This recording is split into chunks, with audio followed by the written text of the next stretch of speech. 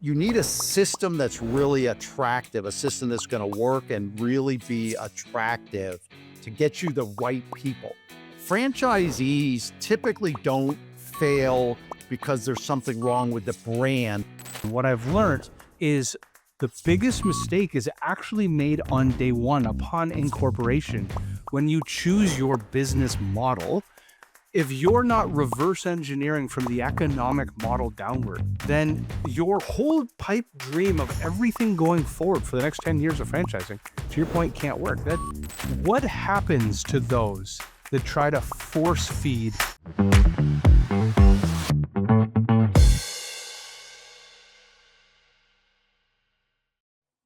Welcome to Outsource to Profits. I have a fantastic guest here, Don. Don, do you mind telling the world what you do, why you do it, and who do you serve?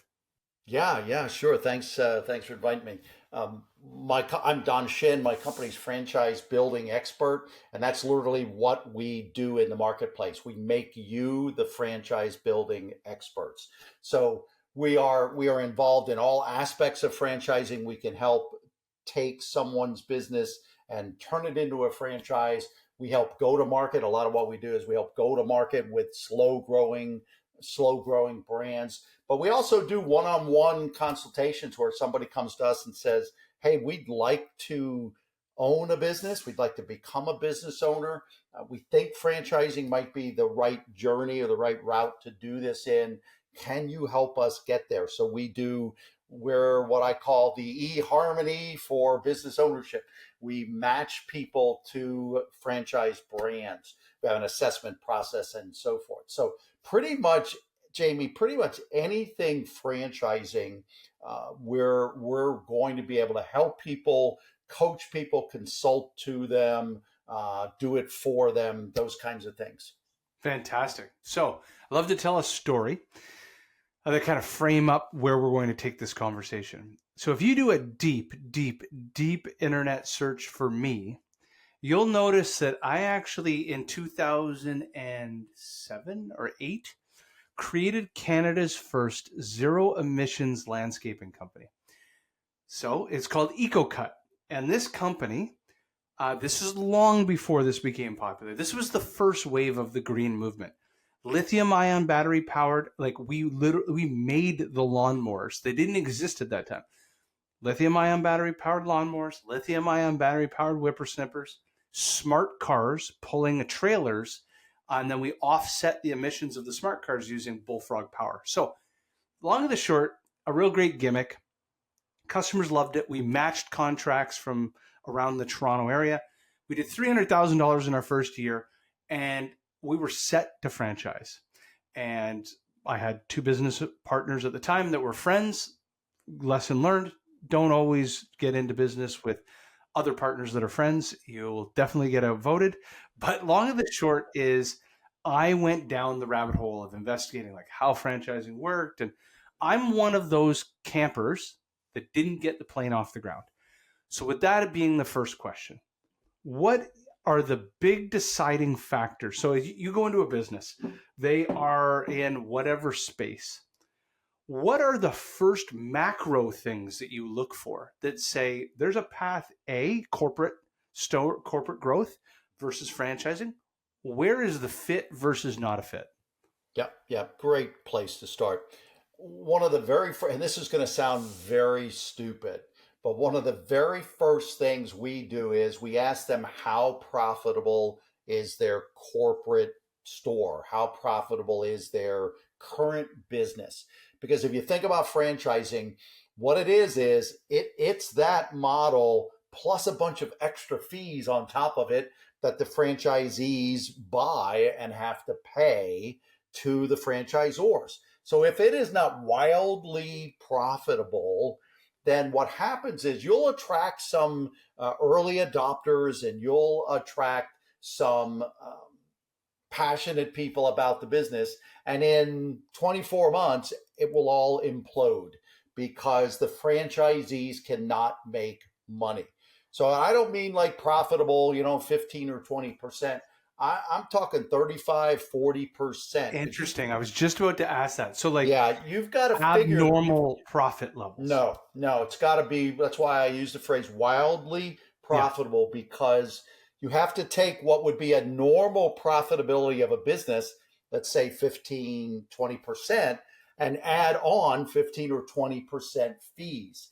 So if your model's only at 20% to start with, you can't add anything on top of it. But of course, that's what you do as the franchisor. And it sounds foolish, Jamie, but I can count on both hands the number of businesses, the number of franchisors I've talked to over the last, say, 10 or 12 years that didn't get that. And they thought their way to make money was, oh, I'll just turn my so profitable business into a franchise because someone one day walked into their business and said, boy, this would be a great franchise, and they ran with it. So This is such great insights. I've owned three agencies in my life. So since that failed EcoCut days, for the last 15 plus years, I've owned three different agencies. And what I've learned is the biggest mistake is actually made on day one upon incorporation.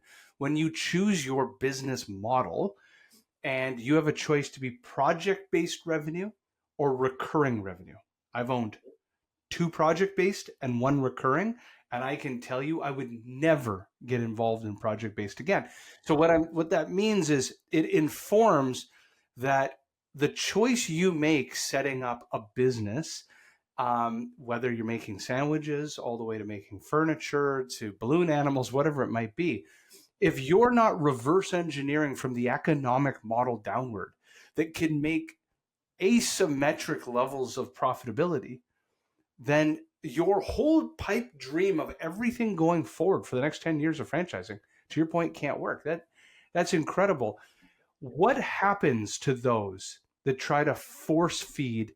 So obviously they as you said, they've only lasted a couple on your hand that have ever made it, but there's probably been thousands that have tried to force feed the franchising system in. Give the playbook. What are the 3 to 5 next steps that will happen to inevitably unwind this franchising model? well, what one of the big things, another thing we look for, and I think one of the things that helps unwind it is they haven't really systematized their business well enough. And so I'm sure you've gone into a Subway restaurant, I'm picking on Subway in a good way because they're, to me, the epitome of a system. So I'll walk into Subway and I'll look at the signs and go, yeah, Jamie, I think I want the spicy Italian. And somebody looks at me and goes, what kind of bread do you want? You got to follow the Subway system when you 100%. build your sandwich. And so what unravels a lot of franchise systems is that they don't have the processes defined well enough so that when they start to sell franchises, it gets kind of loosey goosey out in the marketplace, and people aren't able to duplicate what the franchisor thought was working really, really well. They're not able to duplicate it because it's really not systematized that well. The system isn't clear. So I'd say that's a big contributor to the unraveling and the downfall. I Um, imagine, that concept, if you were to take a boat and you give it 1 degree off course, every mile it starts to go off course. And if you were trying to go from New York to Ireland, you'll end up in Central Africa by the time. And so every time you add a franchisee, you probably are asking other franchisees to help other franchisees, and then it's just a divergence from your not only your core values, but like your standard operating procedure playbook if it's not like crazy dialed in. Interesting. Okay, so that's step one, and then what happens next? Yeah, and I would say the franchisors don't recognize that franchising is like a whole separate business. So you're in the plumbing business, and you're a great plumber, and actually your business is very profitable. But to make it a successful franchise system, as in not system operating, but system as in network of franchise partners, you must master and understand the franchise world, the franchise industry. And that's where I see a lot of people, a lot of businesses that start as a franchise, they get some early successes, but then they start to plateau because they're not running like a strong franchise system or network. They're still kind of chunking along, running as a plumbing. I'll use the plumbing analogy, running Mhm. as a plumbing business. So it doesn't mean, hey, I think it's Malcolm Gladwell talks about 10,000 hours of doing something to master it. It's not like you got to go work for a franchise or somehow get that education. There's a lot of people like my company that can come in and be that expertise with you, coach you, consult you, or do it for you while you're launching your franchise system. So it's not like don't ever do it or wait till you figure all of that out. You can launch your franchise. Just be okay with outsourcing some of the load while you learn how to become a franchisor.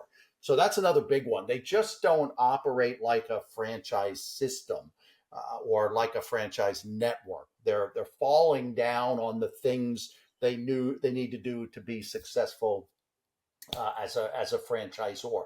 And by the way, Jamie, a lot of people don't realize this, and I might be off 1 or 2%, but about 91, 92, 93% of all franchises never go beyond 100 units. Most people don't realize that. And that's there's a no man's land between 25 and 100 units.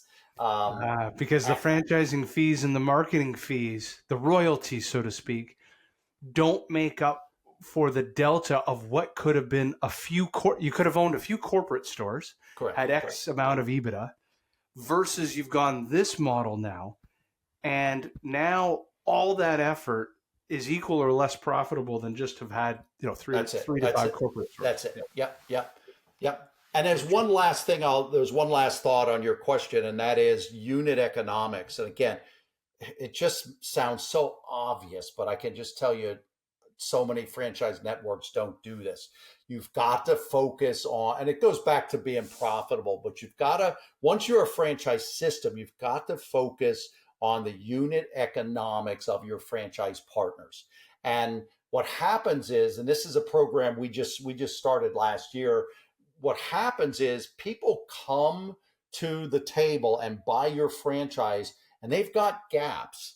And as a franchisor, you don't teach them to fill these gaps.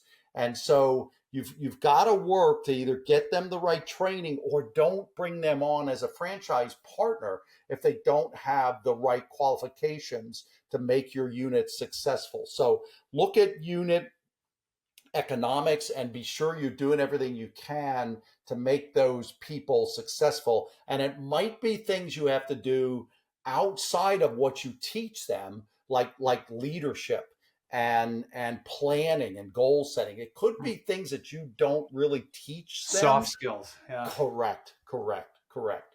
Interesting. But focus on unit economics, because I think a reason a lot of franchise concepts kind of plateau between 25, 50 or so units is because they've not made their individual franchisees successful enough. And so validation flattens out, and everything just kind of goes along and just trudges along and grinds along. And they never break through that 100 level. These are great insights. Now, two-part question. One, let the audience know how they get a hold of you to learn best practices, as some of the entrepreneurs and founders listening might be trying to scale a franchising system. So leave that to part B. Part A, if you were to leave one nugget of gold, so think of levers that you could improve in a business to get them either ready for franchising or scaling franchising. What lever has the greatest rate of success if you were to pull that one lever? Yeah, you need a system that's attractive. You just don't need to bring people on. It's just when I talk about not reaching 100 units, it is about the numbers, but it's not about the numbers. So it's not just get to 100, and a lot of brands do that, or some brands will do that. You'll hear about they sold 100, 150 in a year, but you need a system that's really attractive, a system that's going to work and really be attractive to get you the right people. Franchisees typically don't fail because there's something wrong with the brand. They fail because they're the wrong fit. So make sure your franchise system is attractive enough to bring you the right franchise partners. And it's particularly important early on in your, as an emerging brand, your first, say, 2, 3, 4 years. It's even more important then than down the road a bit. So I hope that answers the No, that question. was fantastic. And how do people get a hold of you? Yeah, I'd say the best one is to go through www.franchisebuildingexpert.com. There's a contact sheet there, or contact form there, or you can reach out to me, Don at franchisebuildingexpert.com. Those are the two quickest ways to get a hold of us, or a hold of me. I'm on LinkedIn. I'm very predominant, and visible on LinkedIn. So you just spell my name correctly, the Schin. And you can link with me on LinkedIn. I would love to do that as well. This has been fantastic. Thank you so much. Appreciate the opportunity. Thanks, Jamie. Thank you.